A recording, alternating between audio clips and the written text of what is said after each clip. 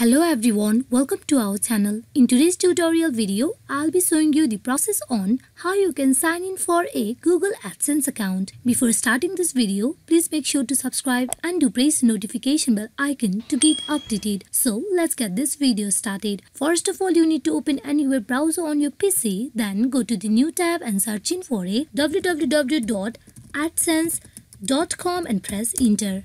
Here at the official web page of Google AdSense, you can see the option of sign in on top right side of your screen. Just beside of the get started, you click on sign in.